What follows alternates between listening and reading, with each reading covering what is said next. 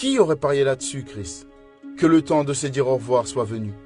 Je te jure, je ne pensais pas que ce jour viendrait. Mais rien dans cette vie n'est éternel, pas vrai? J'espère que tu es très heureux dans ton nouveau voyage, cette nouvelle aventure. Ce fut près de 10 ans à tes côtés.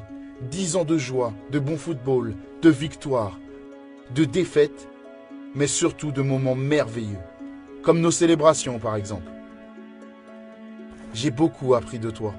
Ton dévouement est la chose la plus incroyable que j'ai vue chez un athlète. Je n'ai plus besoin de dire à quel point tu es fort.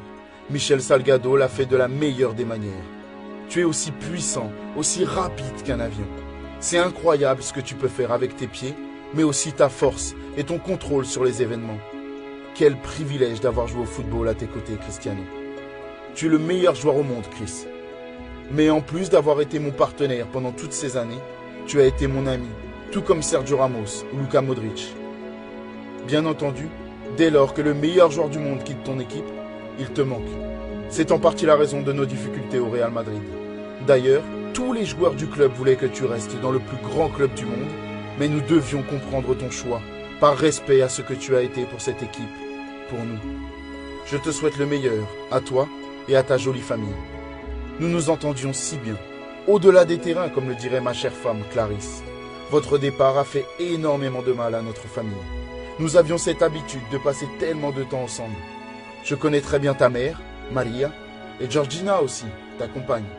Elle est merveilleuse. Mon fils adore Cristiano Junior.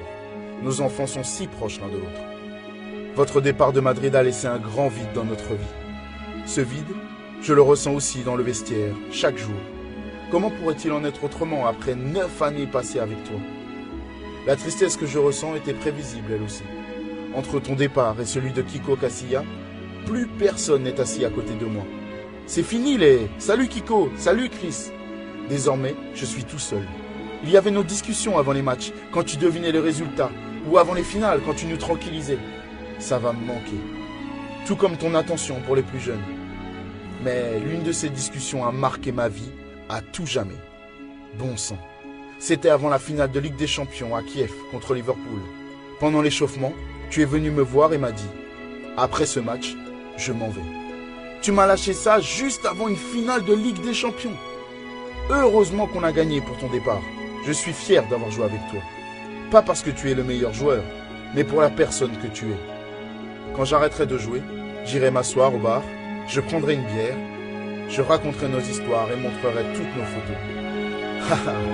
On sera ensemble à nouveau.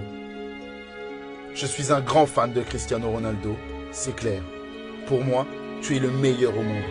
Je n'ai pas vu jouer Maradona ni Pelé de mes propres yeux, mais ce dont je suis certain, c'est que personne ne t'arrive à la cheville.